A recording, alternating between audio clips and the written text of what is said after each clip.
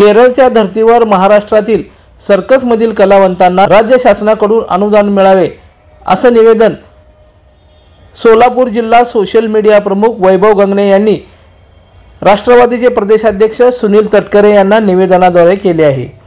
राष्ट्रवादीचे प्रदेशाध्यक्ष खासदार सुनील तटकरे हे स्थानिक स्वराज्य संस्था व जिल्हा परिषद निवडणुकीच्या पार्श्वभूमीवर सोलापूर जिल्ह्याच्या दौऱ्यावर आले होते।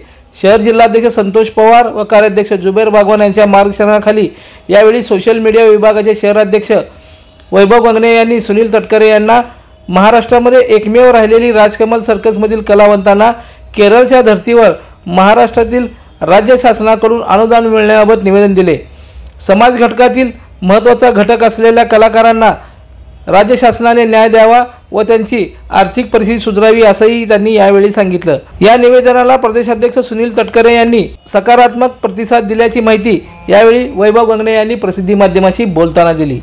Rashtrawadi Congress party social media विभागाच्या वतीने आम्ही महाराष्ट्रातील एकमेव राहिलेली राजकमल सर्कस यामधील कलावंतांना राज्य शासनाकडून अनुदान मिळावे यासाठी आज प्रदेशाध्यक्ष खासदार सुनीलजी तटकरे साहेब यांच्याकडे आज आम्ही निवेदन दिलो आहोत।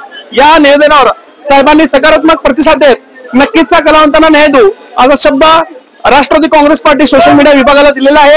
केरळच्या धर्तीवर महाराष्ट्रातील राजकमल सर्कसच्या कलावंतांना त्या ठिकाणी अनुदान मिळावं यासाठी Rashtravadi Congress party social media नेहमीच अग्रेसर आहे। यापुढे देखील येणाऱ्या काळात अजितदादा सोलापूर दौऱ्यावर आल्यानंतर मी त्यांना हे या प्रकारचे निवेदन देणार आहे। सातत्याने आम्ही सामाजिक उपक्रमाबाबतीत न्याय मिळवून देण्याचं काम या ठिकाणी करत असतो। आज साहेबांचा दौरा आणि साहेबांचे विचार हे आम्हाला प्रेरणादायी ठरले असं म्हणायला हरकत नाही। लोकदर्शन मराठी चॅनलला सबस्क्राईब करा, बेल बटनला क्लिक करा व लाईक करायला विसरू नका।